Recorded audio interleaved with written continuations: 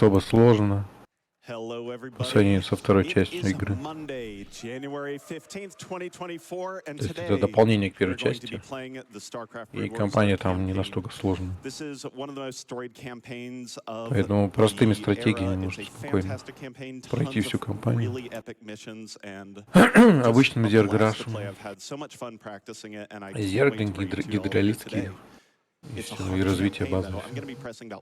Все, что мы будем делать. Основные стратегии. Так, вот наш раннер. Начинается забег. Кто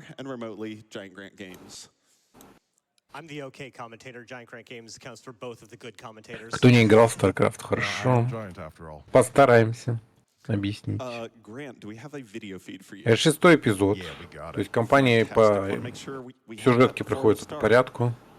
1 по 6 эпизод. И мы будем проходить кампанию только зергов. То есть 6-й эпизод сразу.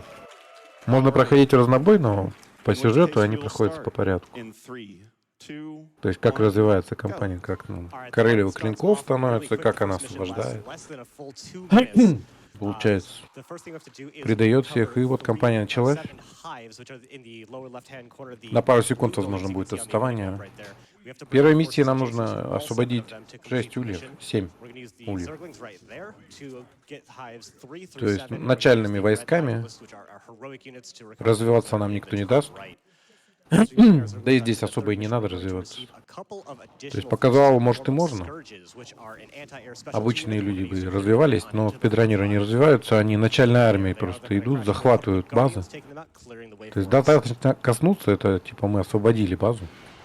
По пути у нас появляются новые юниты, которые переходят на нашу сторону. Вот, мы убиваем необходимое число защитников, вот эти Guardians, получается, воздушные юниты, которые атакуют довольно мощно. Они как флагманы у протоссов, получается. Корабли, дирижабли.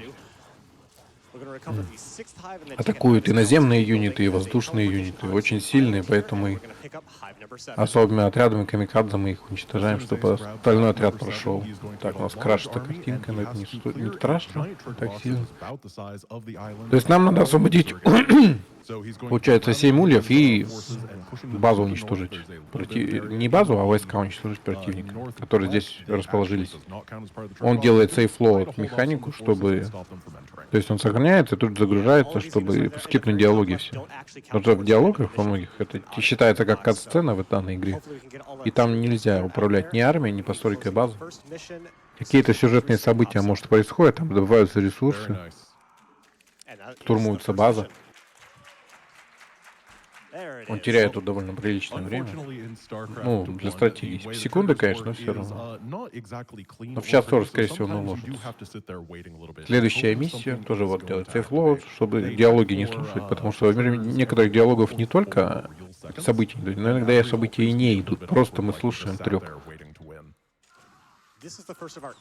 Тут наши союзники на данный момент уничтожают лабораторию людей, которые проводили свои опыты по управлению роем. И некоторые они управляют роем на короткое время, пока мы не отобьем и не возьмем полностью под свой контроль к концу кампании.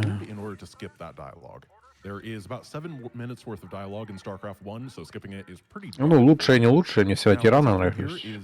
Зерги для меня посредственная раса. Третья в списке. Но то, что вот у нее специфическое развитие, это да. После того, как вот Рейнер, получается, отбил, зачистил лабораторию, он спускается тиран с пси-зондом, пси-излучателем, и зерги, которые были не под нашим контролем, попадают в его зону действия и становятся под наш контроль обратно. Получается, королева криков забирает у нас контроль обратно. Бывшая Керриган у нас. Нам тут надо просто взять 3 охотников, потом забрать еще 3 охотников, уже 6 охотников. И одним юнитом вот мы Тараска идем брать.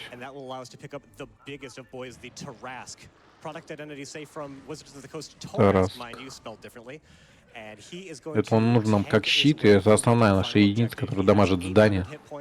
Потому что эта армия не выживет против обороны базы. Но у нас цель уничтожить излучатель, чтобы оставшийся рой на планете, получается, захватить было проще. Где-то проще, где-то просто под контроль захватить. Потому что лаборатория позволяет контролировать зергов и не дает клиригам установить власть на данной планете. Вот. Мы используем определенную стратегию. Где-то танкуем Тараском, где-то его сохраняем, потому что он основной юнит, который будет дамажить лабораторию. Вот, мы добежали до лабы. Весь остальной отряд погибнет, но Тарас должен успеть добить. Он слишком бронированная единица. У него потому что 2 грейда на броню есть. Он успел, да. Следующая миссия он сразу идет. Ну, скипает также все диалоги. Так, эта миссия нам надо просто ресурсы добыть. Третья получается. Поэтому мы захватываем базу ближайшую. Ну, мы тут союзниками, да. Предлагаем Фениксу и Рейнеру. Феникс это вот у нас юнит. Капсуле получается. Драгуна. Воина Протоссов. То есть он когда-то погиб в битве в оригинале StarCraft. И его засунули в Драгуна, чтобы он выжил. Поддерживает в нем жизнь. Королевы. Зергов летает. Опять красится картинка. Не страшно. Вот, мы отбиваем базу, получается, и развиваемся. Королева просто исследует нам, пофиг, она живая, не живая. В данной уровне она не играет особо роли. Главное, что Феникс выжил. Феникс наша основная боевая единица будет. Он довольно бронированный за счет энергощитов и мощный на начальном уровне. Да и тут нападение будет ближе к концу, только минут через 5-7 где-то так. Нас попытаются уничтожить, базу сместить. Вначале доп, потом основную. Ну, мы к этому времени уже успеем. То есть пока они очнутся, что мы напали на них и тырим их ресурсы, они уже успеют прийти. Вернее, мы успеем собрать 10 тысяч ресурсов. Зерги, конечно, лучшая раса в том плане, что она развитие ей нужно не так много. То есть ей нужно построить оверлорда для того, чтобы расширить ограничения, так сказать, по количеству юнитов. Ну, в других это было бы там по мясу, по еде. Извиняюсь. Вот. На час где-то расписан поехал. На час раньше всем. Получается. Так, кто там спрашивает? Я ответил. Вот, мы будем отбиваться. Получается, начальными войсками, какие у нас остались. И больше строить их не будем. Все деньги будем вбухаем в развитие. Расположим войска так, чтобы нам отбиваться от вот этих мелких нападок. Пока нас полностью не снесут, нас будут только миниатюрными отрядами нападать. И все остальное время мы будем тратить ресурсы на то, чтобы увеличить количество дронов рабочих. Построим дополнительную базу одну. Вторую нам не надо.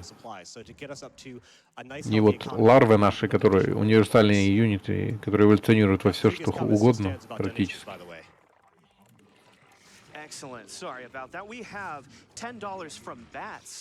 То есть мы только доп. Здания строим, которые также, опять же, эволюционируют рабочие в эти здания, а ларвы эволюционируют в любой юнит. Вот нас будут нападать танки, пару штук, пару роботов и мелкие юниты, от которых мы будем отбиваться. Крутят, хохмят там. Американский фольклор.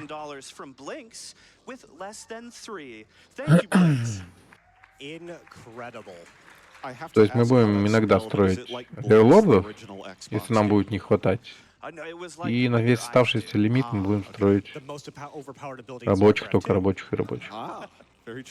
Ну, многие компании скучные, старой версии, старика получается. Они не динамичны, мы просто часто там у нас уходит на то, чтобы добыть ресурсов, продержаться 30 минут. Это вот самые унылые миссии, по идее. Мы, видимо, раньше не особо парились. Так, я извиняюсь. He just lost his grandpa and grandma this holiday season due to cancer, and early detection could have made Попробуем. decades difference for both of them. This donation is for you, Pat Наклад. and Dave. So sorry for your loss, and thank you that you can be here with us. Вот, и поэтому пока ничего толком не происходит. Это временное такое затишье перед бурей, скажем так. Мы добываем ресурсы, готовимся к продолжению следующей, дальше кампанию развития событий, где уже надо будет хоть что-то делать. Также основная стратегия у него всегда получается, ну, чтобы оптимально было прохождение, это строить много баз, которые производят много ларв, по-быстрому в ресурсы. Тараска одного потерял. Ультралиска, то есть уже улучшенного. Тараска. Не думаю, что он скажется как-то потери его, потому что у нас все-таки Феникс жив, а он основная единица, которая может крошить армию, если, конечно, его сразу числом не задавить. Да, закон джунглей, по сути. Ну, я бы не сказал, что в 2000-м не все игры не динамичные. Ты имеешь в виду стратегии? Стратегии, да, они в основном все такие.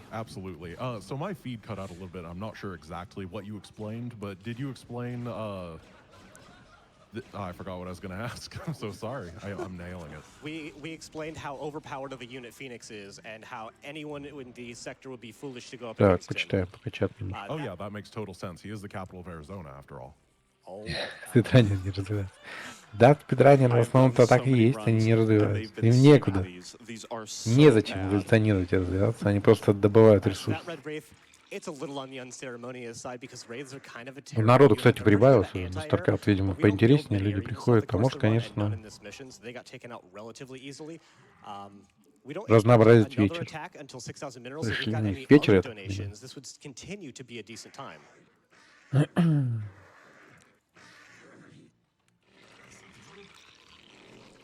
Moving right along. One thing that is worth mentioning that you may have mentioned when my Вряд ли это отсылка. the enemy attacks that we talk about, for example, the ones А, утро, да, у них? 6,000 and 8,000 minerals are not actually. То есть разница не в 12-часовой пояс. Instead, the AI tries to Мне just казалось, 12 часов у нас send an разница. attack at around that Где time, происходит and the AI событие is very, в этот very раз? dumb, which means that it'll Локация get there вроде не изменилась. eventually from some angle, somehow, most of the time. But as a result, Ace can actually have some very interesting. То есть на данной миссии, особо говорю, нечего пока комментить. Мы просто отбиваемся и копим ресурсы. На 9000 нас будут штурмовать уже ресурсов накоплено. Это вот где-то 9 минут будет. Если я правильно помню, ближе к 10. Нам уже будет пофиг, мы базу защищать не будем, вторую дополнительно. Потому что нам хватит времени, чтобы успеть остатки добыть, и миссия закончится. We've had a couple of errant attacks where we just randomly get nuked on missions where you don't expect them to even have access to nukes. Дракон французского фольклора. Это Тарас, который? Интересно. То есть будут специфические юниты, такие как люркеры, которые не могут просто так атаковать. Но основная всегда будет массовая. It is also very, very obnoxious. Now, it does look like the white was sending a little fleet of raids over, and then we kind of saw them just go the other direction away from the base for some reason. And that's exactly Зерглинги и гидролисы. Very early on in this mission, we parasited a dropship, which is how we're getting vision on the left-hand side of the map, and knew that that drop was incoming. If you don't have vision of that area, they can get fully dropped, and it can actually cause havoc if your defenses aren't set up in a good spot. Вот, Since we вот. haven't had to Я и adjust too говорю, hard to 15 any of the число, incoming attacks, вечер, there ночью у is них the время. 6,000 mineral attack right on time. Они контролируют, они просто вечер скрашивают, Our получается. 3 o'clock base. You should be able to take it out without significant Провести issues. вечер It's приходит. kinda not a very good unit. Ну, может, This действительно, is setting up фанатов our high Старика rules, много, that high ground there, because классического. the high ground is one of the most powerful Я бы не defensive сказал, centers что я in фанат StarCraft. классического Another Старика, siege tank но in в the свое area, время я we'll take out right проходил. there. We've hit the 8,000 Было mineral point, интересно. and that tells Но every сейчас, AI конечно, on the map мучение that are проходить 5 of заново them to всю start кампанию. attacking right now with whatever they Если не have. проходить вот And как this по attack is спидрану, если ты very не знаешь chaotic. каких-то We have a фишек lot по of всей coming in фигне. from the blue Terrans right now. We're actually baiting a lot of those ghosts away with Phoenix. They're trying to chase him down, and they're just leaving our drones alone for the most part. We'd love to keep every drone alive at that Забавно, base, кстати, but Феникс losing тоже a little bit персонаж. of, economy. Nuclear То есть launch его убивают, and убивают, а он launch. все живет и живет, из части в часть кочует. It is worth И все remembering that жив. if Phoenix dies on this mission, И никак the не может до mission конца is умереть. over. It is a game loss, and that is why Ты думаешь, he's ну вот, scampering вот. away right now, even though he's an Конец, immensely всё, powerful они player. And the enemy воскресить его. nuked themselves. Начинаешь проходить Incredible. StarCraft 2, он опять жив. I love it. Вот, We запустили actually have ядерную killed бомбу. Ghost to get all the way Был down to our замечен main запуск base. ядерной бомбы, We did значит, lose our third, which is пошла unfortunate. If this зачистка. were world record, it has to be Но у a нас reset, осталось but, всего 400 ресурсов. for Marathon, we can definitely keep the run going. We're going to provide you with a lot of Поэтому нам interesting and entertaining фиолетово. things that have happened, even Про if it нашу isn't базу смели. necessarily always on world record pace. And, Мы заканчиваем getting across добычу the finish ресурсов. line is getting across the finish И line. то, что Yeah, this is на нас бы one of the сейчас most нападали, reset нам heavy missions все in the равно было. entire run, because A, it takes really long Вот time, они and уже there's как бы идут so в much нападение, но мы variance to добыли it, but ресурсы и Ace has свалили. made it through, and По now сути. he gets to reap Из the данной rewards of his локации. hard work as he starts out this macro Чтобы mission начать развитие with в другой those локации. $10,000 in the bank, which is going to catapult him straight from the early Пока game Рейнер и into Протасы, really the late game. получается, Where he's Феникс и going to Рейнер very со aggressively своими tries to силами destroy отвлекают all of the enemies on this map, and if you look in the bottom left-hand противника, мы успеваем corner of развиться the game в screen, you углу can see карты, there's успеваем minimap. развиваться. The entire Опять же, area вот that в you массовое see right now is количество. covered in enemy forces. Начальные This is 10 just тысяч all тратим enemy на base that is going быстрое to explode. развитие So getting that экономики. really huge amount of money to begin with is very important.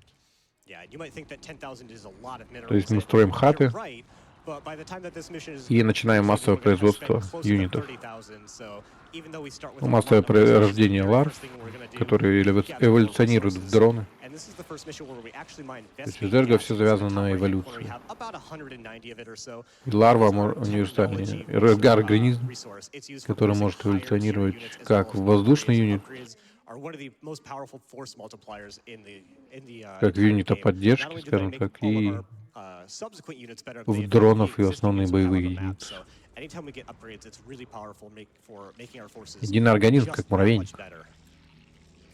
This mission, I don't think we've said it yet, И is delivery единицы to сильные, Torhall. но This is where we're толком gonna из help себя our ничего не good friend представляют, но Arthur вместе reclaim они his представляют довольно planet because we are such a big внушительную ally. мощь.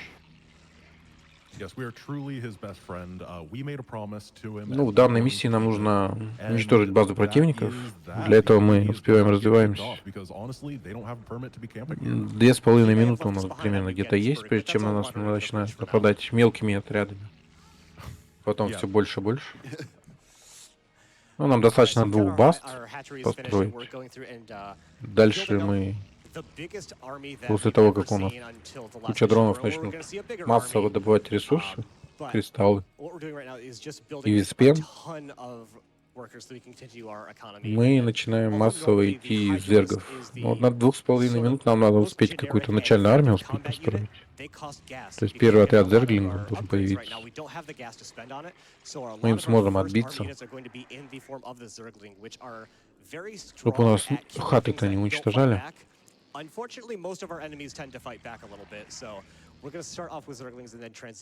То есть, по сути, это и одно единственное здание, которое заменяет все остальные здания.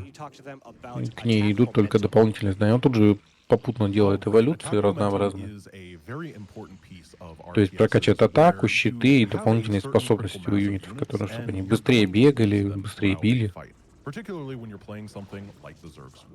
К концу он, по-моему, все успеет прокачать. К тому моменту, как начнет атаку. То есть вот первые зерглинги построены, и да, 4 морпеха раздирают на ура. Фауну местную мы не трогаем, она нам не интересна. Instead, he is going to send hundreds and hundreds and hundreds of enemies at the, or of units at the enemy. То есть мы раздаемся максимум в экономику и начинаем штамповать юнитов. Причем простых. Опять же, зерглинги, гидролиски и другие нам не нужны будут. То есть вот эти начальные. Всех оверлордов вверх перетаскиваем. Чтобы они не путались нам под ногами, когда мы будем собирать войска, потому что сейчас войска будут штамповаться массово. И он просто будет управлять. Мы не видим его раскладку, у него специфическая раскладка клавиатуры, вот когда он забеги делает, и он всегда нажимает одни и те же кнопки. То есть не знаю, сколько раз надо пройти игру, чтобы привыкнуть ко всей раскладке одними и теми же кнопки нажимать. То есть у него на одни и те же кнопки базы выбор, одни и те же кнопки юниты и выбор. Пошел массовый штамповка. Роя. То есть он создает какую-то критичную массу. Мы вот не видим. Единственный минус, что мы видим, сколько кристаллов виспена, но не видим, сколько у нас максимальный лимит. Ну ладно, небольшая проблема.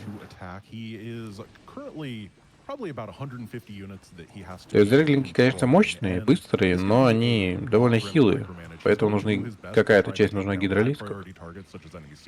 Потому что они посерьезнее будут всего. Где-то они танкуют, и за счет пока того, что они принимают на себя урон, зерглинги сметают.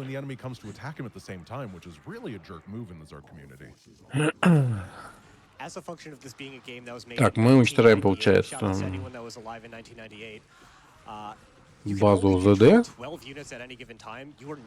базу зергов подконтрольных, которые они контролируют.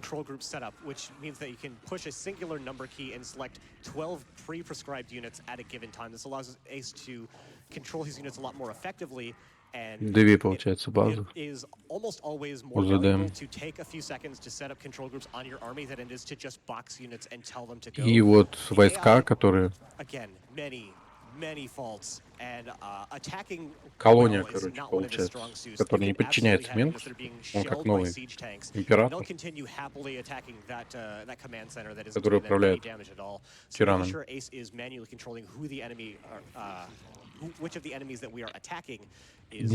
Бунтовщики, заговорщики. Is make usage of a Nidus Canal, that green building that we saw there, as well as on the very first mission. This allows allied Zerg вот мы набираем критическую массу и штурмуем базы. Сначала центральную, потом дальнюю, потом ближнюю. То есть две по центру, потом нижняя и потом... Уже совсем не... Это ближайший получается. Из дальнего угла к своей базе стягиваемся постепенно. Не знаю, почему он сейчас старается нижнюю нагнуть базу. Это обычно он не так делает. Сеть Нудусу, я не знаю, будет он строить, не будет. Вау, вот уже построил, ага.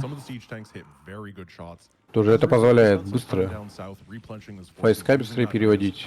Ну, червяк такой специфический, по организму которого путешествуют наши зерги.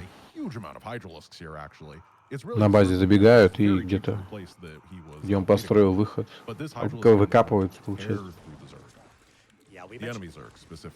Чем-то напоминает, получается, это раньше генералов не было, сейчас-то есть. И вот многие более молодые, скажем, люди, скорее всего, в генералах помнят у GTA, угла. Было такие же. Генерал Токсика в основном сеть использовалась частенько. Канал строили и вот штурмовали три базы противника. Отбивались от атак. И массово свои токсичные отряды выпускали в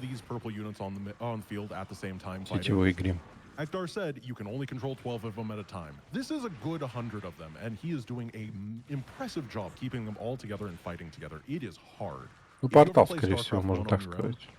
your army probably ends up as a giant conga line, because that У is которого есть вход. by far and away the easiest way to accidentally mess up. And then you just get annihilated by enemy bunkers, siege tanks, lurkers, all that type of stuff. Ace is теряет doing время some немного. very nice coordinated attacks here. I mentioned before that the siege Ну, я думаю, за tank is kind час of the real сколько? Ну, antagonist 40, of да, this по-моему? run. Час 40 там Being more успевает. specific, high ground siege tanks are an absolute nightmare to deal with. The high ground units have a 47 chance to be missed by any ranged attack that comes out, so all of our Hydralisks are effectively doing half damage when Слабовато attacking что-то микро у него. up onto the high ground, as well as there was a side Микроконтроль. defensive То есть matrix он on it. много He времени had тратит. effectively an additional 250 health, so Что-то that one отвлекает. siege tank probably got about 10 kills before being taken down, but it needed to get taken down, otherwise it had gotten substantially more. As we're going to start swinging our way into the bottom left hand where the Terran and the Zerg main bases are located. Going to be prioritizing То есть флэра, скорее всего, не будет. Ну, как обычно в стратегиях. Можно много времени потратить на последних уровнях, по модному в центре просто. Но в обычной ситуации он уже ресетнул.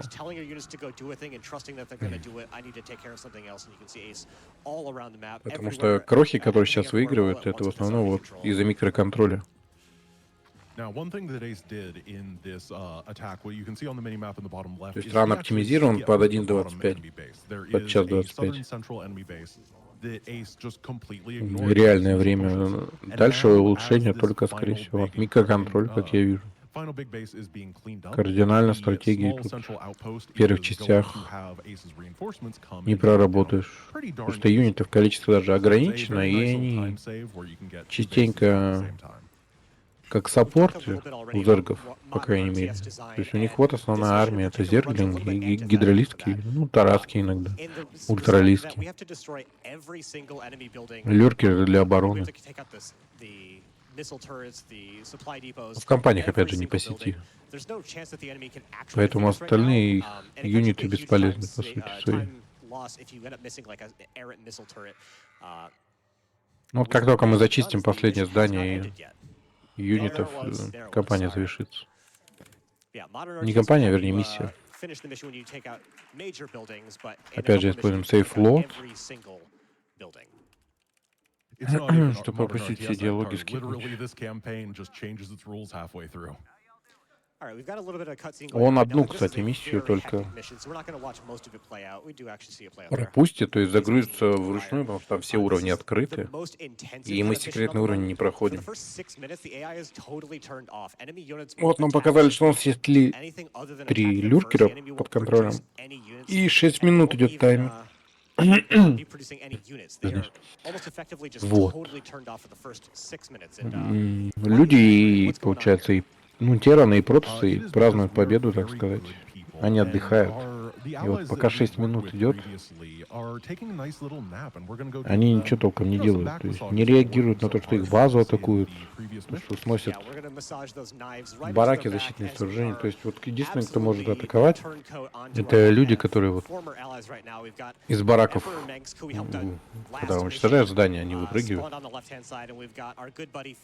Вот тогда активность они проявляют. Мы 3 люркеров проводим на базы противников, на ближайшие. Потому что за 6 минут мы не успеем уничтожить все базы, только ближайшие как-то растормошить. Мы уничтожаем у них командные центры, и бараки, и военные заводы, чтобы они не сопротивлялись. Через 6 минут. То есть мы предаем, по сути, ближайших союзников. Феникса, Рейнера, получается, в какой-то мере. Хотя по сюжету там не Рейнер у нас, а Эдмонд Дюк, по-моему. Now, as Akhdar was talking about before, the enemy has to play by the rules just like we do. And that means that if an upgrade is required for a unit, they have to research it. They don't get given it for free like they do in StarCraft 2, frankly. And as a result, he is going to eliminate this upgrade. То есть, опять же, экономику развиваем, строим доп-базу, но здание там особо не защищаем, потому что там один защитный юнит, ну, не может ни один, может парочку будут Все остальное Yeah, защищать. if Ace is able to snipe out siege mode, it saves literal minutes off of То есть this мы mission alone. за 6 Because the минут siege успеваем is such a уничтожить powerful defensive unit, we're критически also really важные trying to для нас focus здания, down command centers. чтобы Use потом the проще factories. было We're looking to напасть take и out a снести couple of базу.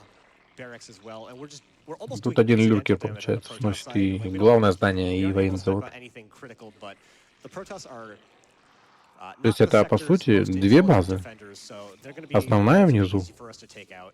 у протоссов и We might be терранов, и thinking that, допы given that we have 6 minutes, is it вверху. possible for us to just do nothing Поэтому but если мы не reserve сносим units военные and заводы make the sneak attack as powerful as is и главные absolutely базы, possible? они To продолжат our knowledge, развитие, как no. только пойдут. We have to absolutely Закончится, continue вот to уже produce осталось units. 2 минуты, по After сути. the remaining 2 minutes is up, the AI is going to turn on with a То есть вот у нас fury and просто attack us строим with a добычу pretty big виспена и counterattack and continue to кристаллов try to resist our на доп-базе. knife-wielding action. И там поставим пару And защитных yeah, сооружений, и она just on that, дочистит уже. producing workers and then То есть continuing to give защитные them big economy is сооружения the most effective way to handle имеют the довольно back half приличную of the mission. зону поражения у One зергов. important thing to remember is that after the sneak attack finishes, two Да, вот legendary тут, heroes, кстати, one невидимые of юниты the есть Terran в and one игре, of the Protoss spawn. и их So видят even только if we were ограниченное able to число, take down every single building and unit on the map, we would still have to fight опять же, both юнитов Root and противника. Phoenix. And if you don't have a То good есть если у economy and a терранов, lot of у units, you're never протоссов, gonna bust them. It just у takes протоссов, к forever. примеру, это фотонки Yeah, и that's absolutely дроны right. Phoenix, специальные, just by himself has то есть защитные сооружения все видят. 1,600 hit points. That is Это double невидимые the hit существа, points поэтому их of our строят. big beefy Tarrasque from a couple of missions ago. Чаще He's, всего I think, the для single защиты от strongest этих unit that we face юнитов. in the entire mission. So То есть it's есть going to всегда be один мобильный a real воин и challenge to take один him down in защитное an efficient сооружение, manner. получается, He's not only the single strongest unit that we're gonna которое find in this mission, защищает he's by базу. far and away the single strongest unit in the То есть game. воин Not для just this нападения и campaign, воин but для the entire защиты. game. He is a monster. Юнит. Yeah. So as the sneak attack is coming Вот. down, we Люркеры are сделали свое дело, и мы просто setting up our оставляем их workers возле into the лестницы, most powerful defensive formation закапываемся. in the entire game. То есть они дочищают, но в основном они Let me explain. дефают наши This bridge is diagonal up and to the left, базы but от diagonal up and to the нападений. left doesn't Потому exist in что вот StarCraft. 6 So if минут the unit wants to закончилось, go up and left, it can't go up and left. It базы goes up противников and очнулись. left and up and left. And because of that, when the AI is being Уводим attacked войска, by lurkers that they can't потому что see, их просто they разложат really остатки. confused and almost always will just То turn есть сейчас around or stay in place оборона and continue to включилась shot. обратно. So Отдых 3 закончился, lurkers on that bridge фотонки is an работают, almost юниты insurmountable реагируют. amount of defense for the AI До этого было trying на to get юнит только through. напасть надо было, тогда он реагирует, а так Outside он of the не very реагировал. unlikely scenario that both the Terran and the Protoss attack at the same time and bring detection, but that never happens except in the practice run earlier. That is confidence inspiring, let me tell you. I have all the confidence in the world that that probably won't happen again. It would be Да, very частенько, rare. кстати, говорят, They're что actually both Oh, attacking wait, over they're the both there. bridge. But oh my god, Сара I- уже не It's там, like как she's бы going говорят. to annihilate that attack. there is Ну, an я, achievement there, so сколько the не worst думал, это, has скорее come всего, to уже pass, другая but the личность. AI is still really bad, so Вот обсервер Yeah, пролетел, as you can see Glare at me there, for they jinxing just that. they get протоссов. the enemy Невидим. has really bad pathing as well, so they get stuck on each other while trying to go up and to the left on that bridge, and they're confused about invisible stuff. It is Скорее всего, это truly потому the что biggest coding mess of all time. ее, по сути, по yeah, this лору, is ее what we expect, where the units just kind of разобрали и run around and собрали don't do заново. anything.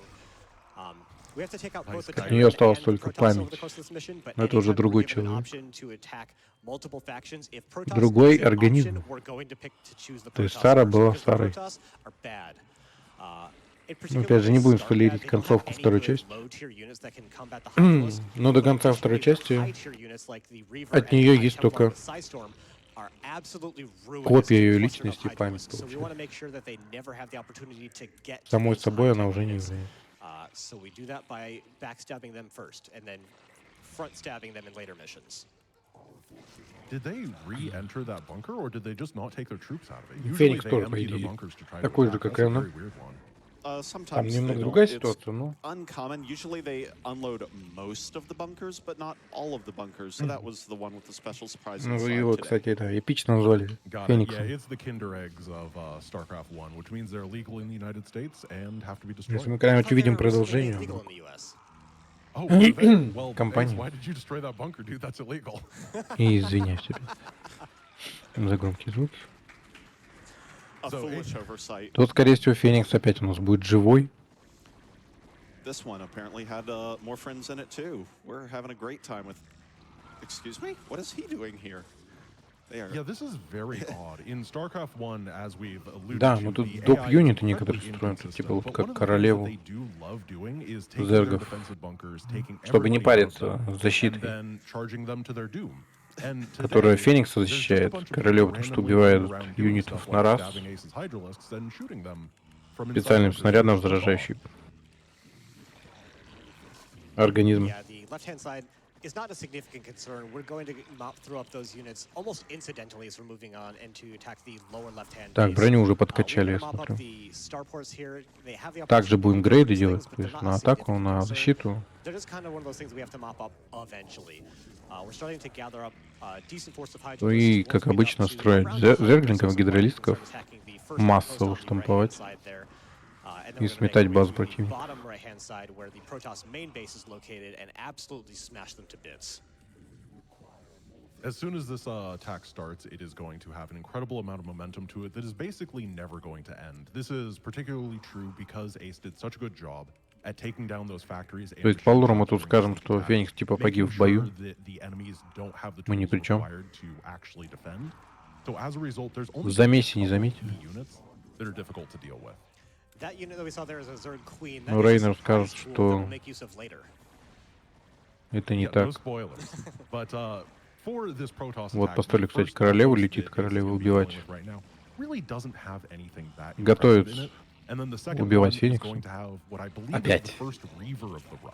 And the Reavers are, they're really fun when you're not the one speedrunning.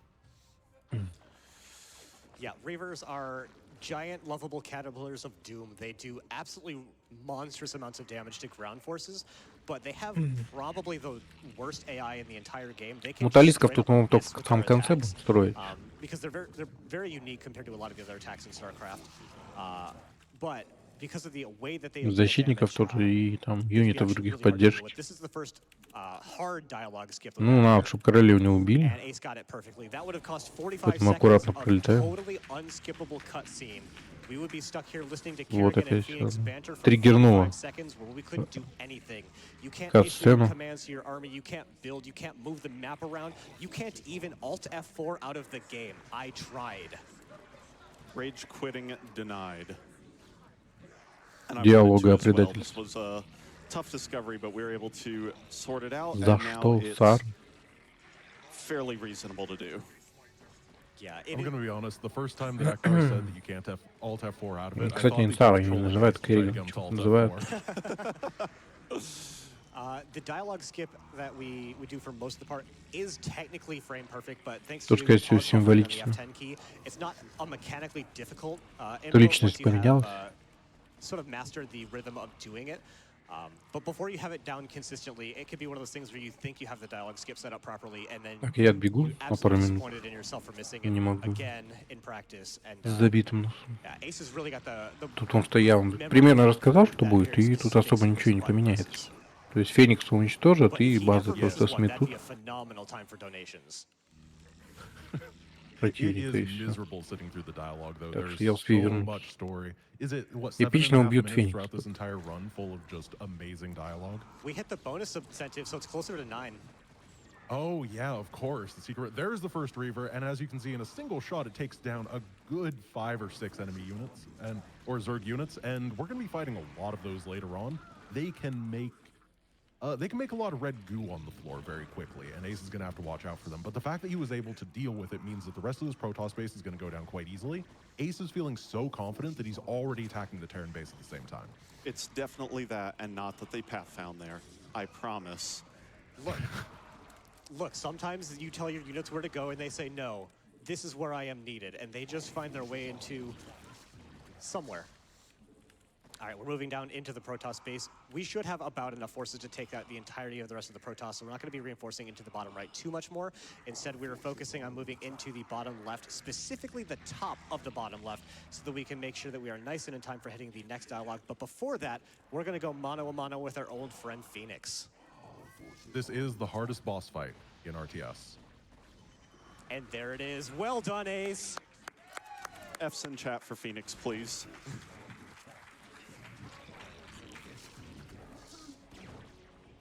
Now that the greatest threat to the Zerg swarm has been dealt with, Ace is going to start moving. Well, he's into Duke, who is the second of the boss fights, and he's just a little bit AFK under his battlecruiser friends right now. Yeah, Ace actually is moving so fast, he's going to have to do another dialogue skip, and immediately after this dialogue skip ends, you can see us positioning the camera so that we can catch the screen scroll. The previous dialogue ends. You almost never see him actually do dialogue into dialogue because the timing is so much less consistent. You have to know exactly when the dialogue ends to be able to pause buffer the next one. There it is. Рейнер говорит, что он мстит за своего друга.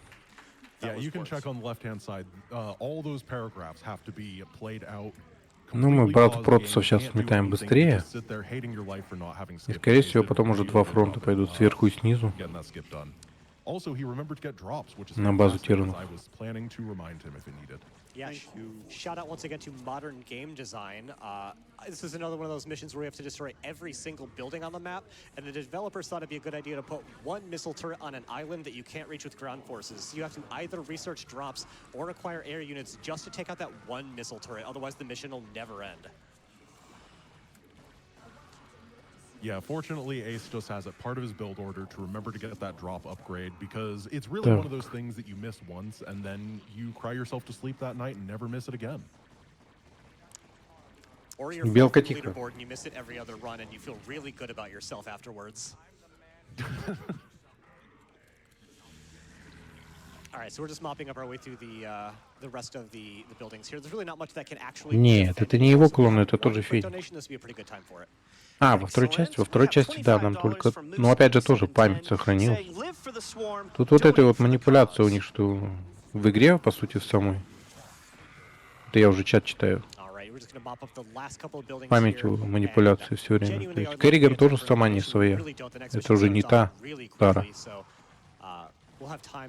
Феникс тоже собой не является. Только память.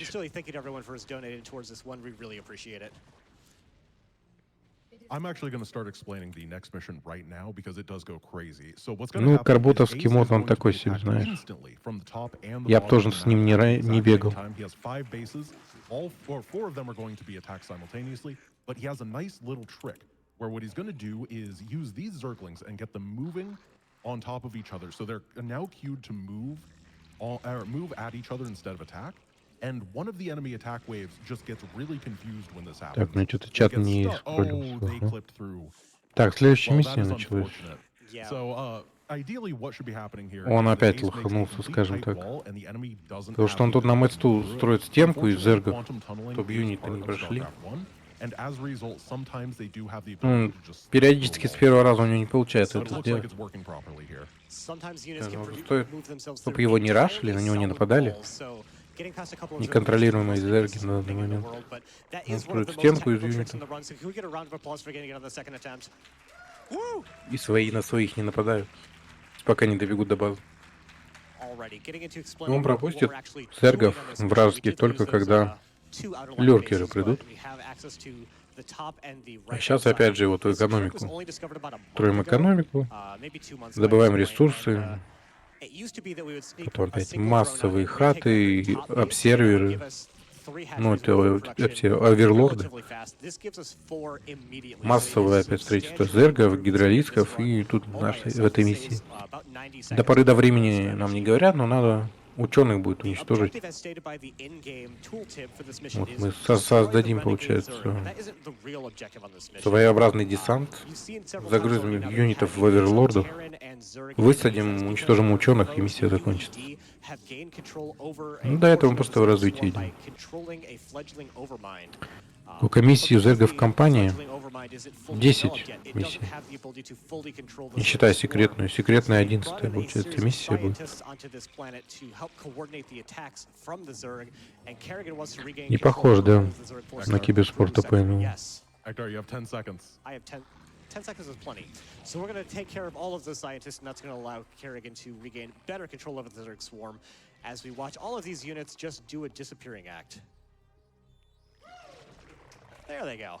There we go. That was So the there is a safety trigger on this mission that exists to make sure that those attacks that hit at the very Safe initial part load, of the да. mission don't actually stay there forever. And Вот, the enemy лёркеры tries пришли, to мы all пропустили, disappear, except for получается, a их. couple of the lurkers, which То come to опять же siege up the быстро их area зачистить. and protect what is normally supposed И to be потом the по enemy's их bases. поводу не парят. However, Два East лёркера Base уничтожаются на is, этой базе, два на quick, другой. and at that 2-minute mark, he does a good job Ну, of они по making space скрипту for the работают, то lurkers, есть then they will run past, они в get одном и том themselves же месте destroyed by всегда static закапываются. defense, and keep all these И мы bases знаем где, very safe поэтому там without ставим having to fight защитное enemies. сооружение, и оно их раскладывает. Unfortunately, this is going to cause the enemy AI to get very Одну. confused, and they're just going to, yep, here is an Ultralisk. They are just going to start acting incredibly inconsistently. Instead of like sending attacks at normal times, they are just Строим going доп. to do whatever сооружение, they want, whenever they want, sending units in random places.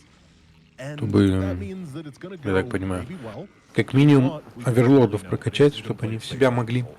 Yeah, we expect Пи, a по-моему, certain level of называется aggression from сооружение. the AI. And Ultralisk at the like 2-minute and 45-second mark is remarkably aggressive. So really well done by Ace to hold on to that attack there.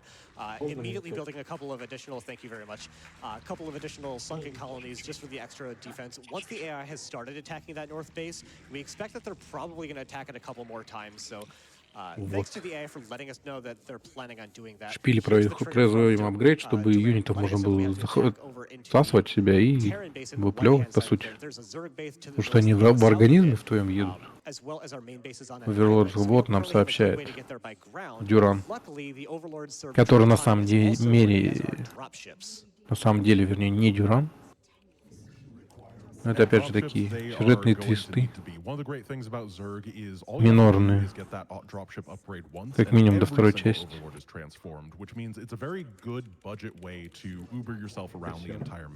And that is exactly what Ace is going to do. Instead of going from one side to the other via the ground route, he's going to take an enormous army and fly it right to the enemy base. The Overlords are flying units. They're clearly a lift, not an Uber. Пока нет. Alrighty, so we're going to build up about a control group and a half of Overlords full of Zerglings, but if we've got time for 1 or 2 donations, this would be decent as well. Of course, we have $50 from Dish Array saying, a few years ago, I had a roommate named Seventh Ace who played an unhealthy amount of StarCraft and StarCraft 2. Funny enough, the runner tonight reminds me a lot of him. Ace, it's great to see those long hours put to such a great cause. Go show everyone the might of the swarm. Now, how about a rousing round of the song 3-3 Air? Коты. We got time for air. Вечная Shout проблема. out to the Tempo fans in the chat. I know you exist. Yeah, we got time for one more. All right, we have $25 from Daft7. Hi, Ace. Happy to be on the couch for back То есть to опять back же, о чем я nights. говорил. Have a great run and shout outs to Miku. Старая часть, старой миссии, вот. Унылый геймплей. Развиться, настроить десант, высадиться и уничтожить. Да вас, ё-моё. At about glacial speed. So once that is going to be finished, we're going to be moving out with our drop here. We also got all of these Zergling upgrades, which makes their attack and movement speed substantially faster. And once all of those upgrades complete, we're going to be moving out for our main attack. We don't have enough forces to actually destroy the entirety of that Terran base. So we have to very selectively focus fire on the scientists. As well as taking out high priority units, in particular the Lurkers. The Lurkers will shred through our Zerglings, so we need to make sure to take out those and really focus on the scientists. And I thought I had more to that thought, and it just abruptly ended. Just like the scientists will. Чё-то у вас как там? Here at Какая любимая раса? Из троих. Опять же, по сетевой игре. Сюжетная это так. Сюжетная раса воспринимать в данных стратегиях нет смысла. Alright, we're going to finish uploading the last couple of these overlords and start moving out with our army. I think Универсальные зерги. Alright, upgrades complete. Стабильные тираны. Moving out our overlords, and we're going to drop a quick safety Технологичный save, and then процесс. we'll be all bedlam as soon as we get in there and start dropping our Я units что out. тебе говорю. One thing worth noting in StarCraft 1. Gone. I'm building just a couple extra here. I would love to be moving right now, but this attack, as Ektar said, is absolute bedlam, chaos to the maximum, so I'm grabbing just a couple extra just so I'm A-okay. Marathon safety strats are fast.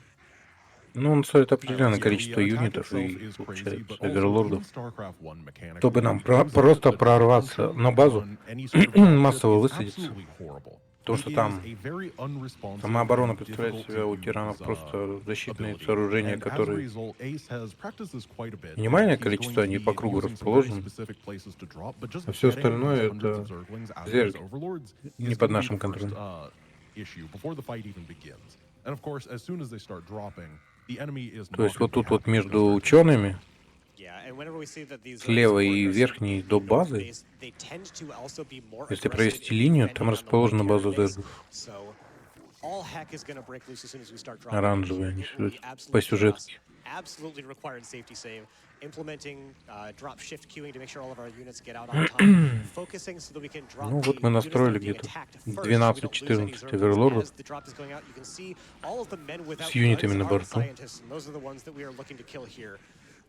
Death to the scientists. Десантируемся, уничтожаем ученых, и, This is a опять же, very игра difficult attack заканчивается. because it is just Компания. not consistent. The way that the Блин, scientists компания. work is each of them Миссия. has a preordained patrol path. However, as soon as the Переходим к fighting starts, следующей. they completely abandon those paths and they just run around like they're confused and lost, just like I am Ну normally. там нам And показывают it опять же, вот, is very что difficult to keep track of them because they're some of the smallest зерги units в and плену they are completely наши, clad in white, so they над kind of которыми just blend in with производится улов. things. As a result, we're going to have to keep an А eye вот, out кстати, before we defend муталистки. them. There's two in There you go, alphabet. very nice. There's always scientists in the ultra. Первый раз вижу, чтобы муталистка строила There's так. always scientists in the banana stand. Ну, There's 3 scientists, 2 scientists left. You can see in the top left, Ace is doing an amazing job. Only a single scientist left, and he... Got him. Nice. That was a great attack. Sometimes in that attack, you can spend опять 10, сейф-лог, 15 seconds at the скипаем very все end trying to диалоги. find a single Переходим к следующему renegade заданию. scientist. Ace did a fantastic job of locating all 30 and eliminating them quickly.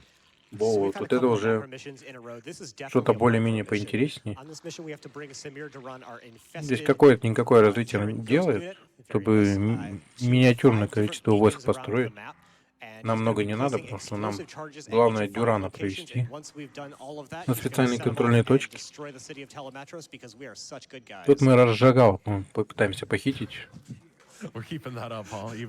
Это предор, который командует на данный момент протасами. То есть Артаниса нету, Тосадара нету, Зератул темными командует. But, you know, Ace just casually threaded the needle, dodged all of them, and got 2 of those Reavers locked down, touched himself on the point, and got out like a boss. Ace has a success rate of like 80% on that first beacon point. Nobody else has above 50. It's incredible how consistent he's gotten at that trick specifically. Because Duran is going to be cloaked for the majority of the mission, we have to make sure to take out all of the enemy's detection. This photon cannon is a detector. He can see Duran. То есть мы перегружаем кластеры специальные, that means most units can't actually attack onto him. отвлекая юнитами вот войска. То есть Дюран невидимый юнит, и его видят только фотонки и специальные дроны.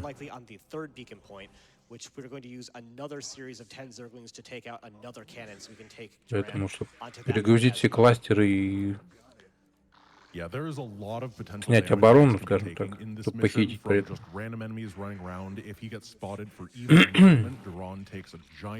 Нам нужно либо уничтожать фотонки, вот как сейчас. Ну, кстати, правда, может сейфлоу тоже делать тоже.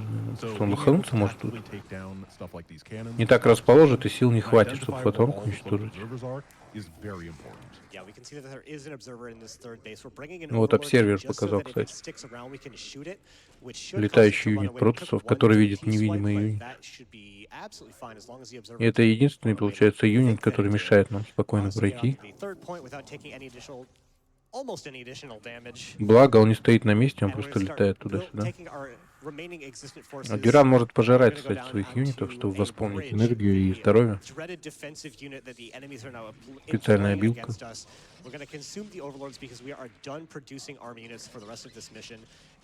Это юнит Теранов, который отправлен нам в помощь. Но почему у него обилки зергов? Потому что он не Теран. Так, что у нас с трансой? Грузимся.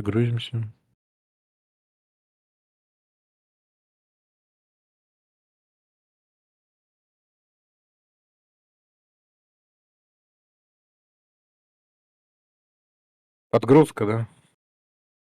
Абонентская закончилась. Может поправить сейчас. Ну там на основной трассе даже ничего особо не будет происходить. То есть мы все так же по краю карты будем проходить, чтобы не попасть в зону действия фотонки. Опасность будет только вверху.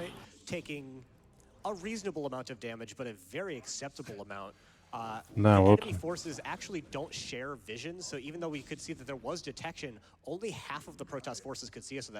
Последний. Он, кстати, проработал у них, видимо, маршрут. У юнита сейчас даже больше здоровья, чем надо, остается.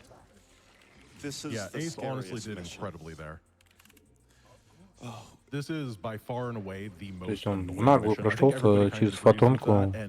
Сейчас то же самое должно происходить. И хватает здоровья, чтобы активировать классику. Но опять же эскейп нажмет.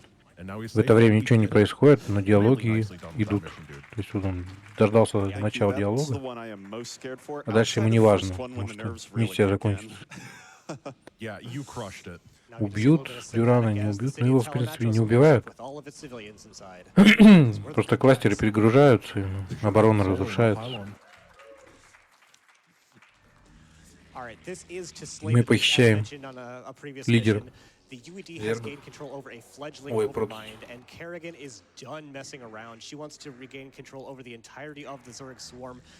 Кто-то позвонил, да. However, this is one of those missions where we have to, the objective is to kill exactly one building.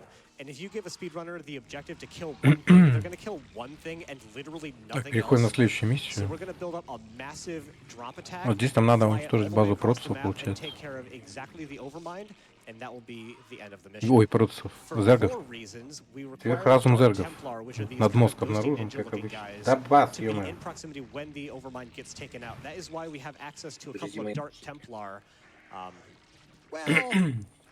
Для этого мы просим Зератула помочь нам.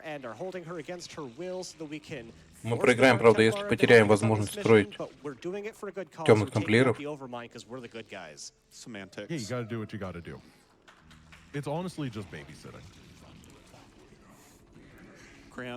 То есть одна из тех миссий, где у нас совместная база, и нам дают в подчинение темных. Это тоже невидимый юнит.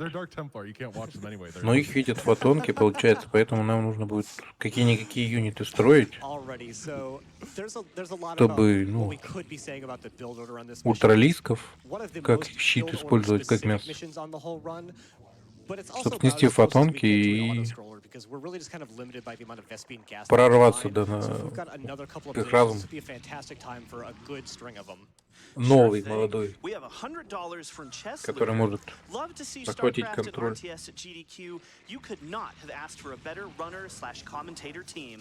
Это все потому, что мы их заложники взяли при этом. Save the Zerg, kill the Terrans. Wait, I think I'm confusing this with another game. Anywho, good luck on the run, Ace. And we have $15 from Jack. That's a lot of dead Zerglings. It's tearing me apart that more people aren't rushing to donate this run. I, for one, am having a brood time being an observer of StarCraft at GDQ. Hydra like to siege it more in the future and have more people swarm that donate button. Thanks for playing one of my favorite games of all time, and I hope you don't overmind all these puns. То есть опять же экономика. Веспен кристаллы. Хаты, пошла штамповка. Нам большое количество не нужно тут. Хат строить. Потому что здесь миссия по уничтожению одного здания, так же как и излучателем было. Здесь штурмовать базу не надо. Самое главное, что то есть миссия будет провалена, если мы потеряем возможность строить темных тамплиеров, и они должны сделать это. За нас работают. То есть сюжетно зерги не могут уничтожить над мозгом сверхразум. Поэтому за это нас делают работу против. Потому что их матриарх у нас Serve the hive. I Блин. control the groove. Serve the hive. I control the way you move. Another $10. Ну, мы говорим, что мы его Real отдадим. thing. Good luck on На the самом run, деле он 7th по Ace. сюжету Are we allowed to do that? уже давно заражен. Probably not. No, The spirit is there. and unfortunately the audio is horribly balanced on it, so you actually can't hear it. The music's been playing pretty much the entire time. Опять же That one грейды. plays like 10 decibels lower. It's actually really disappointing. Yeah, for anyone that's not aware, there's a cheat code in the game that plays a secret song. Главное вот высадиться в районе вот But we can't actually нижних play it here during кристаллов the run, там. but if you've never heard it, go look it up on Оверлорда YouTube. специально It's направили, a real чтобы он jam. разведал территорию. Definitely a Не bomb. близко и We have $50 недалеко, from Doppler Fire. чтобы оптимальный был 7th маршрут. Ace. No brooding allowed, even from a state that is okay. Wishing you and your couch cohorts the best of luck and a Потому great что road of поставим brood wars. близко, на нас фотонки сагрятся и войска будут нападать. And we're not going to dox you by revealing your true location since you've moved. Протосы пока дефают базу I appreciate it. I would hope that's the standard we can hold от ourselves to. остатков тиров. We have $15 from the Astro. Zerg hype. Опять же Shout термины, outs to all которые runners, нам не hosts, подчиняют magical и tech с нами wizards, в and компании attendees who не make были. GDQ a wonderful experience. So on this Союз. mission, we've gotten all the way up to Hive Tech, and this is where we actually start building the units that we're going to be using for the attack. We've thrown down the Ultralisk Cavern and the Defiler Den. The Defiler is maybe the most overpowered unit in RTS, period. Not in the StarCraft Ну и как же franchise, это, in наверное, all of медленно real-time было. strategy. They have an ability called Dark Swarm, which Раньше эта скорость не парила, как они летают, that но makes сейчас all of the units that are under it totally immune to range damage. They can Это still be hit by улитки просто. splash, so things like the Летающие. Berserkers can still hit in their area of attack damage, but all of the Marines we've been dealing with are totally unable to deal damage to units that are under Опять a Dark крашится Swarm. картинка. And that is going to be the singular reason that we're able to make this absolute mess of an engagement onto the Вот, final кстати, да. objective. Миссия, где разношерстная And будет a mess отряд. it will be. This is one of those missions where Ace is going to have a fraction of Здесь, what he would по-моему, actually need. все in order юниты, to какие defeat только the возможно, opponents if he построены. fought them straight up. Instead, it's probably about one За исключением, fifth of наверное, the у strength of the люркеров, enemy, потому что они не and особо he's going to нужны. have to use that to dive and take the Overmind out А before так the тут даже Dark дефиллера Swarm увидим. that is going to protect him expires, and he has to make sure that he dodges all of the area effect attacks on his Dark Templars, who are very Защитника, fragile. дефиллера. It's going to be rough. Правда, And as a единичные result, he's штуки. going to get a lot of very, very durable Пару Ultralisks защитников, to один help the дефиллер, attack. где-то так. The по-моему. Ultralisk is one of the highest tier. It's basically the Zerg version of a capital ship, and instead of flying, Ну it's что, dummy thick and it runs around with its little защитники blade это thing that местные attacks катапульты. everybody. It's great. And he's going to be making 8 of them in order to Позволяют build up the защищать shots as he gets his damage dealing Dark здания Templar противника. onto the point. Yeah, the enemy have access to like 200 supply worth of army, and we attack them with 14. Дефиллер, скорее всего, ради того, total чтобы units. споры 15 if you накладывать. want to include the Defiler, who's not actually a combatant unit in Облако the такое slightest. специфическое. We're taking one of our overlords with drops up Которое front, and наносит we're going урон to drop down периодически. a hatchery so we can make use of the Nidus Canal once again. All of the Zerg units Но опять же, я не знаю, in выясняли this, это, не выясняли. attack are going to go through the Nidus Canal. То это оно того или Unfortunately, нет. protest units can't go through the Nidus Canal, so we have to ship them across the map the old-fashioned way. But it's just a lot faster when we can Пару use that, ультралистов, один for our дефиллер, Zerg units to actually пару come across. защитников. It's always Ну, been a защитники weird lore муталистские. discrepancy that the Protoss refused to use a biological tunnel, but instead they're Вот, кстати, actually ларва, loading которая themselves into the универсальная, vessel она of an overlord and be floated в over любой by юнит the превращается, но эволюцию воздушных юнитов уже муталистские на себя берут. I can't think of a thing to bounce off of that, so I'm just gonna То есть ларва может the mental превратиться в image of муталистка, loading но myself дальше into эволюция. Adventure Sack entirely.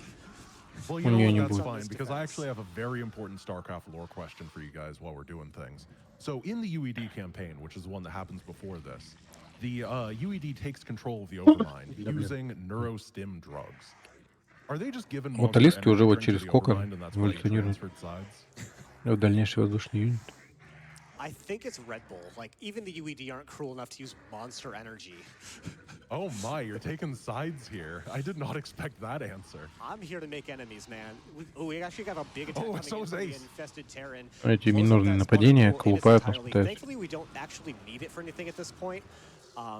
But that attack can be really scary if it comes in and hits our army. If it blows up onto one of our Ultralisks, it can take one out in its entirety.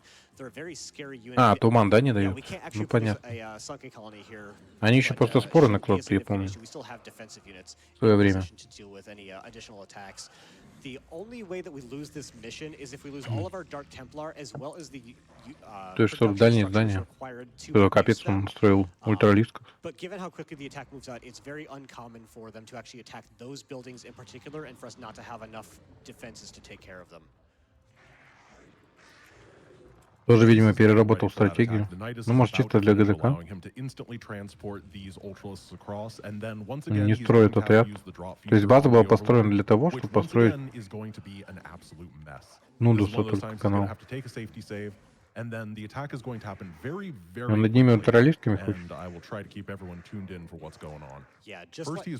высадиться и расфигачить.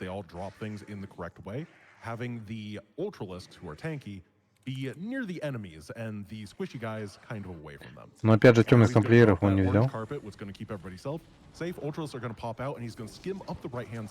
Видимо, потом.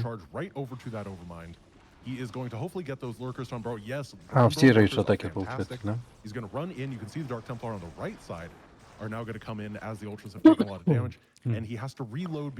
А, вот и темный тамплиер, то есть были 6 юнитов.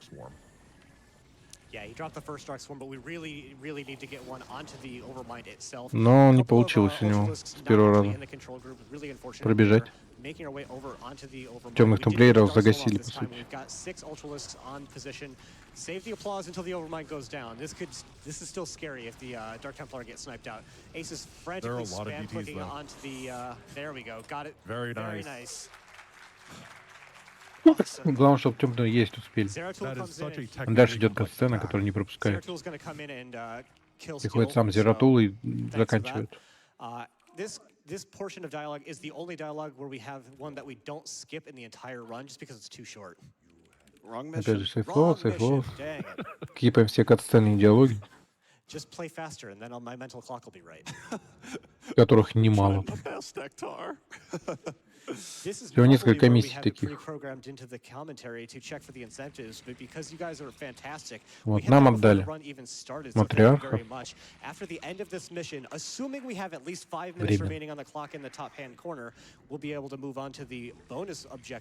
Не переходим в следующую миссию.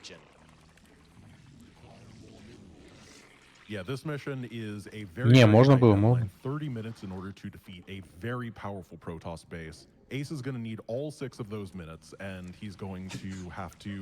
Нет, тут Тони немного не так, потому что канал нельзя было построить выхода. Это во второй части так появилось. В первой части вот было, что ты строишь. Тебе обязательно нужно построить вход и обязательно нужно построить выход. И они могут там храниться, только если построен выход, получается. То есть ты можешь выбрать, где их высадить. Пока выхода нет, они не могут там внутри находиться. Ты, конечно, можешь набить червя ему, но, блин. Логически непонятно зачем, если выхода нет. В зеленой банке сидит, разжигал, лечится. Матриарх против. And we're using that to press the Dark Templar into our service to take out the Overmind. At the end of the mission, Zeratul took the Matriarch and is trying to escape with her off of the planet Char. Well, Kerrigan took that personally, so we're going to do everything we can to stop them from refueling and de-icing the planes over the next 30 minutes so that we can retake the Protoss Matriarch. Нам надо базу протоссов уничтожить за 30 минут. Currently the Protoss are checking the windows, making sure that everything is good to go. 30 minutes is a nice long time, though, to do it. And he is going to be building what is effectively a base behind the Protoss in order to reinforce more quickly. Because he could use these overlords very slowly. Зератул готовит, получается, матриарха своего.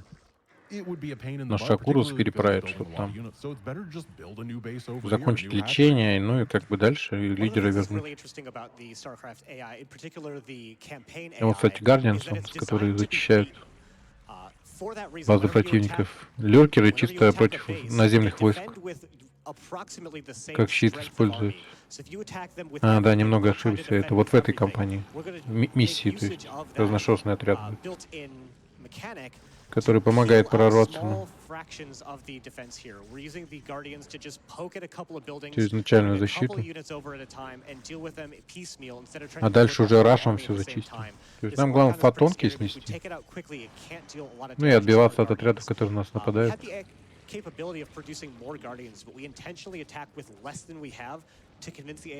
По возможности оверлордов не терять. Our real objective at this part of the mission is to pull out Reavers. There's 3 of them that we need to take out. And with 4 Guardians, we 3-shot the Reavers, and we need to peel them out from their base so we can take care of them before we clean up the rest of the base with a whole flood of Zerglings. Yeah, this is a very delicate dance that Ace is doing. And Ну, видимо, торопится успеть за час 40. Построил больше гардианов, чем он обычно строит. Ну, видимо, рассчитывает, что может потерять ученик. Наконец база построена. Опять Нудус.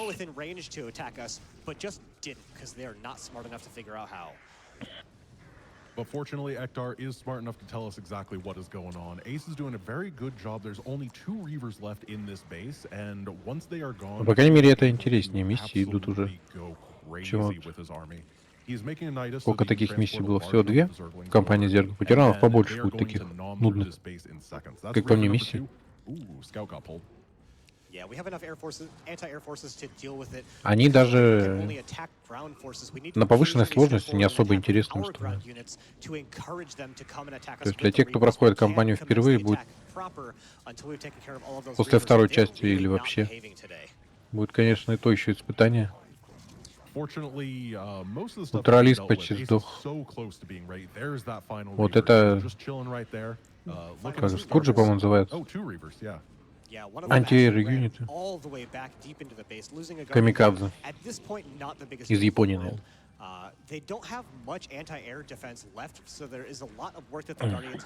Эволюционировавшие. Вот и червей надо опасаться. Пешие отряды они раскладывают на ура. These shots are very, very painful. However, the pickup is actually really good. It's going to guarantee that they are gone, and now Ace is actually довольно приличные. taking advantage of the AI being Урона наносит. once again. And Вот опять же сеть Нудуса построена. И стандартный мараш. Миссия будет заканчиваться. То есть мы уничтожаем дирижабли протоссов.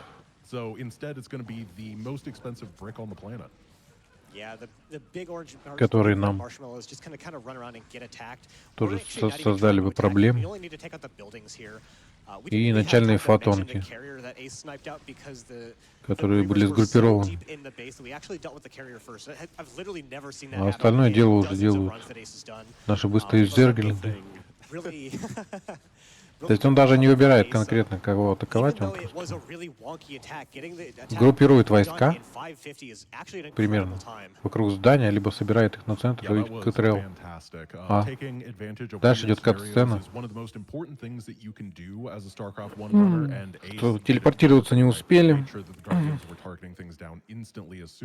их окружили. Диалог. И Зератул убивает матриарха, потому что он отказывается телепортироваться, потому что был заражен роем. Он с собой уже не управлял. Но перед смертью он говорит спасибо.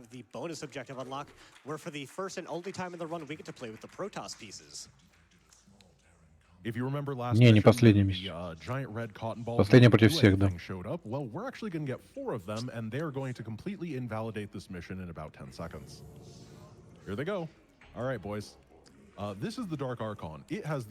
Нам показывают эту самую доп-миссию, да? У нас есть время на доп.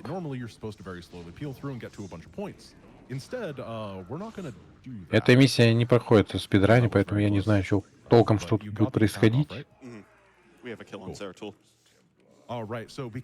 Ну, Зератул должен тут выжить, и источники сигнала мы, по сути, исследовать должны найти.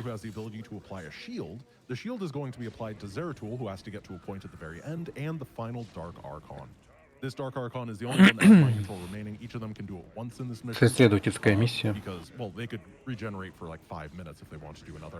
And then Сколько он ее very, проходит, very, интересно. very Но она не nice считается, windfall это storm норма to для chill out спидрана, right поэтому here. я вообще And не играю. eventually, an enemy dropship is going to be like, oh hey, and then he's going to steal the dropship and just float to the end. Бонус-контент Apparently with a medic. на ГДК. We'll save the medic. Shout out to you as public transit. Флекси тут у нас. So now all Ace has to do is a very, Марина very casually Рейнер. float. Oh, there's a battle cruiser. He's not normally there. Yes, This he is fine. Yes, he is. I mean, he's normally around, but he's not normally that far. Как We всегда. missed the dialogue. It is literally faster no. to reload the mission Края не if we could защищены. than it is to go through this dialogue. Дошли до We've got, точки, и все. 9 donations. We've got the You time. have 2.5 Про диалоги minutes почему не for скипнул, не this. знаю. Oh, I got you. No Ты worries. флоу давай. It's just for the donos, I promise. We have $50 То есть эту миссию мы решили пройти, потому что, видимо, не выбирать из менюшки миссию. Нам показал, что делается в секретной миссии, которая не является миссией компании Zerg. Both our families have been affected by cancer, and I'm so happy to see all the money raised for PCF every AGDQ. Короткая миссия, которая тратит твое время, потому что, видимо, диалоги. Возможно, они, кстати, не скипают. Поэтому тоже их не играют.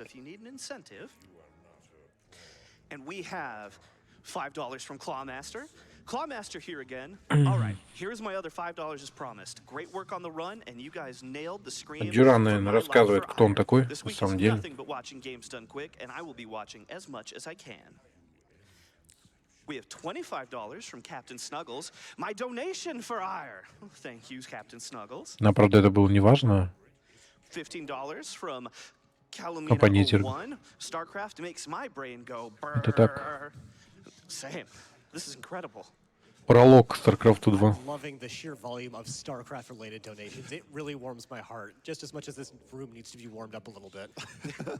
А не, он серьезно потратил время на эту миссию, и что и думает, за 25 минут успеет. Самую долгую миссию пройти. You have 4 more По-быстрому. lines, so maybe one more time. Okay, $50 from Emily saying, more Brood War, please. And I think we have a little bit more for you, Emily. Yep, we have the biggest, most epic final mission to complete coming up. So it is the longest mission, but it's also just one of my favorites to play. It is really, really cool.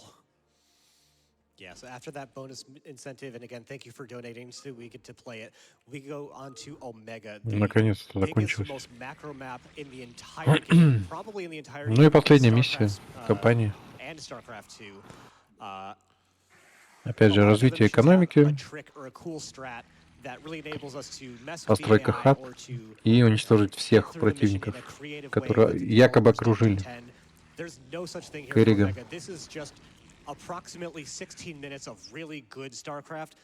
Считают, что какую-то угрозу ей представляют. Do it, Ace. Show them the power. Power Show them that overwhelming. landmines mean nothing to you. We have no idea why that works. It just does. Yeah, for some reason in StarCraft 1, standing Ходим по under карте. various terrariums makes you immune to landmines. That's just how it works. Минорно, да, избавляемся от всех ловушек, которые тут есть миниатюрные. То есть вот мины, танки где-то расположены, стоят.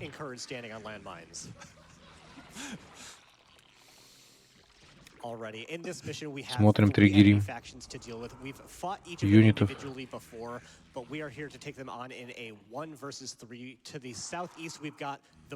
Встаем на входах и выходах, чтобы отбиваться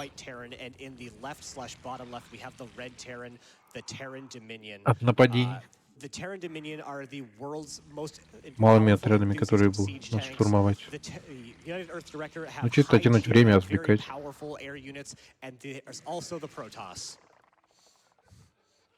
It is true. The Protoss are participating. They are getting that trophy, and they are feeling good about it. Honestly, if you're like, you know, a StarCraft content creator and you think that StarCraft 1 То есть казуально надо отвлекаться, отбиваться от них, иначе они могут нанести вред какой-то нашей экономике, растянуть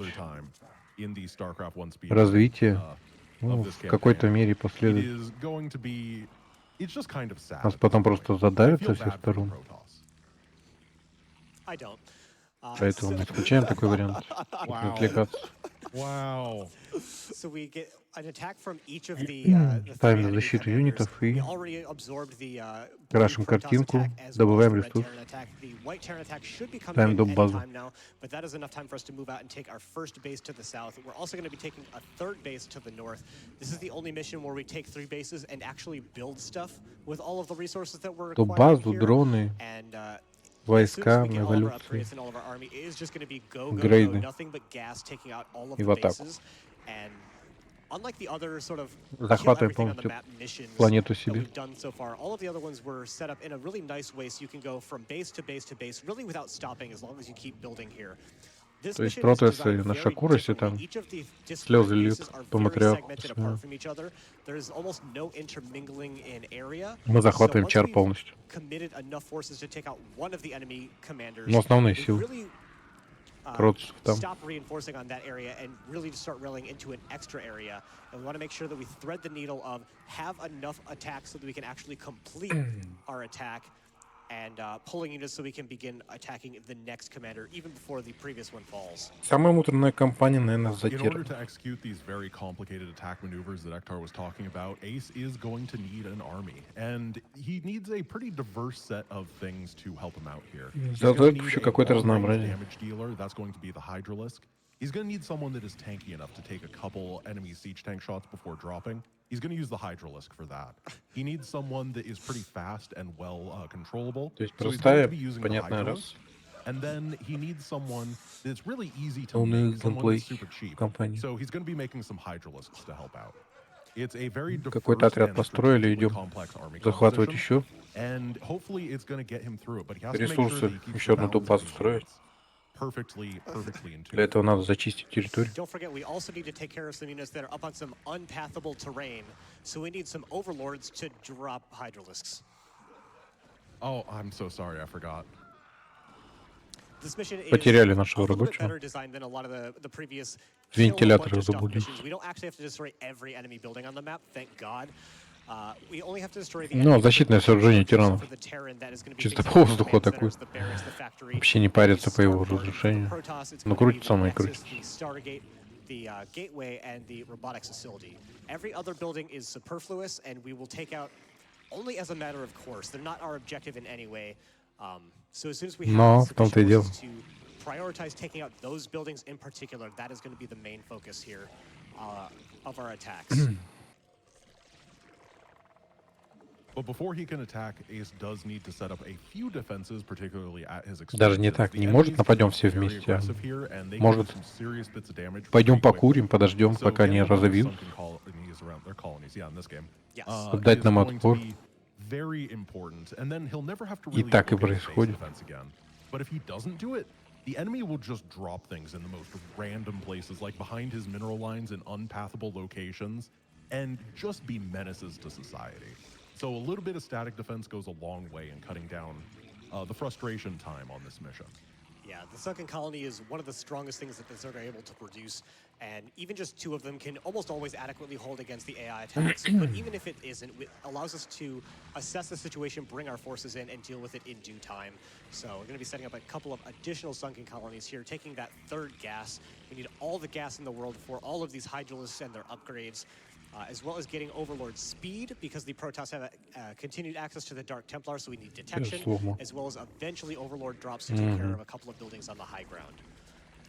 This mission features 0 hero units, so it is all just our army versus their army. There's very little in the way of tricks on this mission. It is just be better than the AI, and God knows 12-year-old me was not better than the AI. I think you are forgetting about the 9 hero siege tanks in this mission, sir. I wish it was only 9.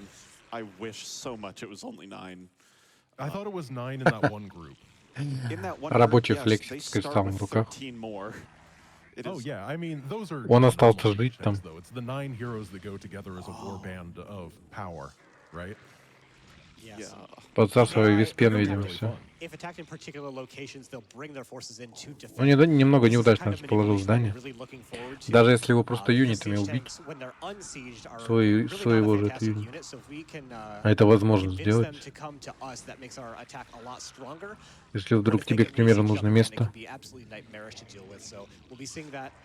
То есть юнитов начальных убивают иногда, даже добивают, чтобы освободить место. Под тех же дронов, чтобы строились. Потому что экономика это главное. То есть даже если юнит уничтожить, там, скорее всего, новый заспавнится. И тоже будет жить следующий там. С пеной в руках.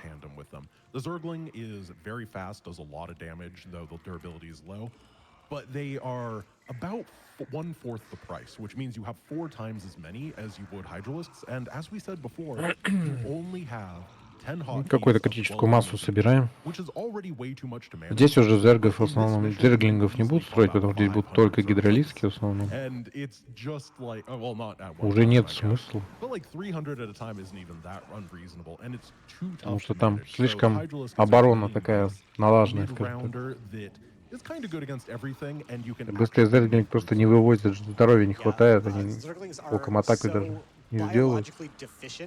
А много дальних юнитов и воздушных юнитов. My friend, that is not biologically deficient. That's biologically efficient. Поэтому через КТРЛА направляются только гидролистки, которые зачищают базу за базой. Другое дело, мне интересно, как он пытается успеть за час 40. So if this guy poofs out of existence, you know that he was, in fact, not real. He was, in fact, not real. So. Но, видимо, они планируют больше. Нигде ошибаться. Хотя тут ошибаться-то негде. Миссия-то простая. Раш и раш и раш. Через КТРЛА просто всех отправляешь. Команда, которая называется «Идти и убивать все, что по пути встретится». Юнитов, здания.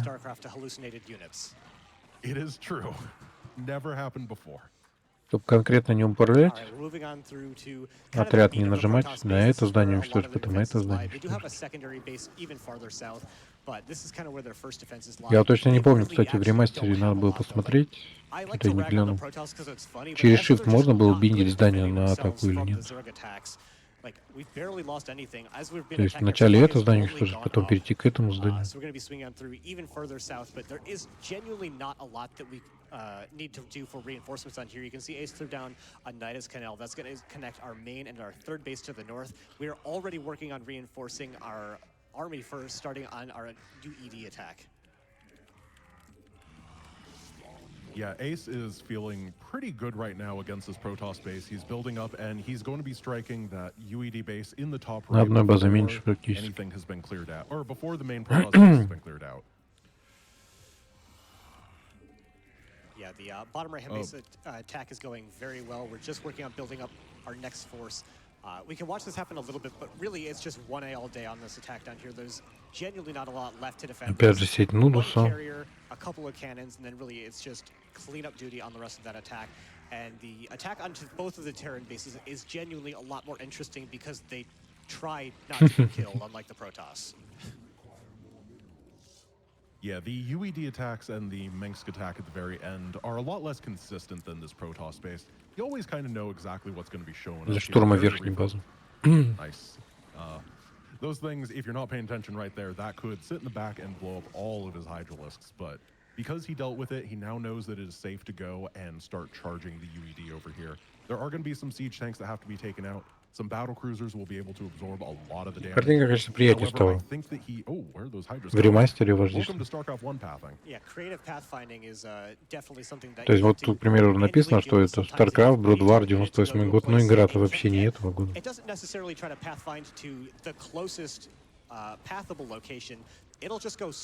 не Diablo, она тут не приключается. на старый режим. Это отдельная игра, основанная на старой версии игры для широкоформатных мониторов, прокачанный график за отдельные бабки. Даже если ты имеешь классическую версию, никто тебе скидку не сделает за полный прайс. Ремастеры покупать только. Once we've sort of cracked that outer crunchy exterior, we get to the delicious meat inside and really get to destroy all of their buildings. There are a lot of inconsistencies in these attacks too. For example, the way that the enemy will use spells. We saw here that they actually use the defensive matrix shield on one of their dropships instead of, for example, a high-value target like a siege tank or a battlecruiser. Those sorts of things can be very nice and make life feel a lot nicer for cleaning everything up here. And as Ektar said, this is actually their main base, but because Протасов зачистили, идем уничтожать тиранов. they have like one battlecruiser and a fire bat, an easy cleanup. Yeah, you can see we're already sending forces back towards our mains to start building up our attack onto the Terran Dominion. By far the scariest single foe that we face in the entirety of the mission. Actually this time, not like we meme against with Ну, я бы не сказал, что это просто сходы текстуры. Тут добавлены механики, которые фишки, которых в те времена не было.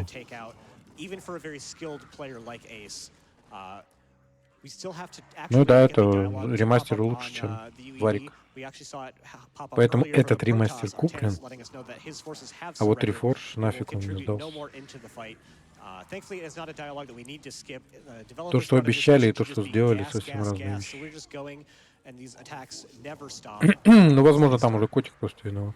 No high ground tank is very nice for us this time. We're going to snipe out the low ground tank there. Really nicely done. That can be a really difficult thing to deal with if the enemy decides to put a defensive matrix on it. This attack is starting really nicely. We're still right up near that 200 out of 200 supply. Focusing down additional siege tanks. There's the defensive matrix, but luckily it's on a low ground tank. Another siege tank being respawned and right there going to get taken out before he has the opportunity to shoot. Протасов и ОЗД. Yeah, Ace has done a really good job with this initial bust in. There are so many tanks that he's going to have to identify and take out, while there are tons and tons of infantry and dropships and everything else just mucking up his view. There's another one, and there aren't going to be that many left. Ooh, D-Matrix on the Wraith instead of something useful is really nice for Ace. Oh, there's another tank. Big spider mine hit right there. Absolutely annihilating his stuff, and then the shield on that tank. That's the type of stuff that can really make this fight. Нет, самые крутые игры не только ночью есть. Ну как, часовые пояса разные. Для вас, может, это ночь. Для нас раннее утро.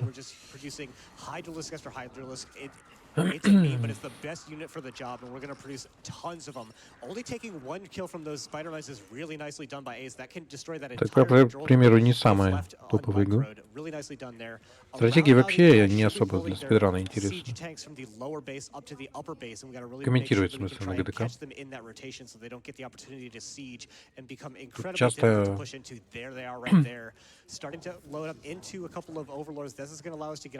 особенно если они старые. Решает микроконтроль. Не на что делать акцент. Стратегии толком нету никаких. Стандартные раши, которые за годы игроками были придуманы. Тем более, учитывая, что искусственный интеллект, так стратегия даже сложность не менялась. То есть ты стратегии мог бы увидеть, если разнообразные, я имею в виду. Для прохождения кампании, если бы менялась сложность хотя бы. Видимо, часов 40 хватит, да, он прям с запасом взял времени.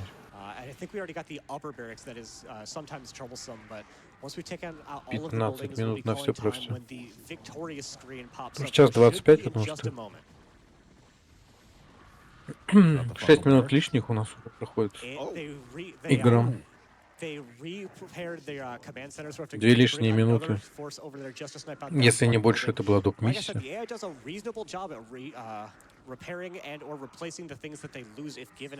То есть разные стратегии мы могли бы увидеть.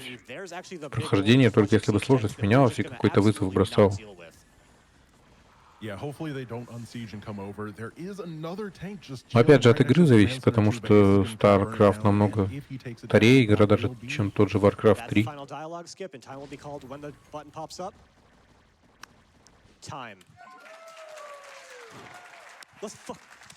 Почти время и время. Час 32, по сути. Мы играли. Oh my goodness. Закончили That is the кампанию. end of the StarCraft Brood War Zerg campaign. I want to make a huge shout out to, of course, Ektar and Grant for Ну, видимо, commentating this собрали, run. да, на Thank you very бонус-миссии. much. Really appreciate all. Of course, Она была. thank you to the people Скажем behind так. me, supporting me along the way. Want to make special shout outs to the StarCraft community, especially King Dime, who ran this back at SGDQ 2019 and played the Brood War Protoss campaign. Also want to shout out Thedorton for doing a whole bunch of routing throughout all of the missions. Freezard for being one of the OG speedrunners who's been around for decades at this point, all the way back to the pre-SDA era, and then everybody else who's just contributed to this run.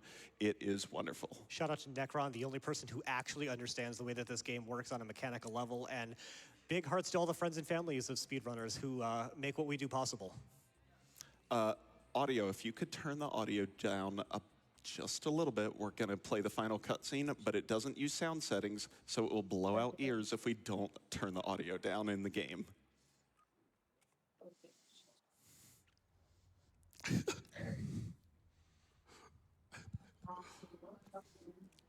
Okay. I'm not going to blow out people's ears. That is actively destroying mine. But nonetheless, that is StarCraft Brood War. I want to say thank you to our wonderful host as well, MTG Joe D. Really appreciate it. I'm 7th Ace. I will do more of these runs in the future, and I really appreciate it. Go follow myself, Ektar, Giant Grant Games, and everybody else in the wonderful StarCraft PvE community. Thank you very much for having me. За день, да, за день.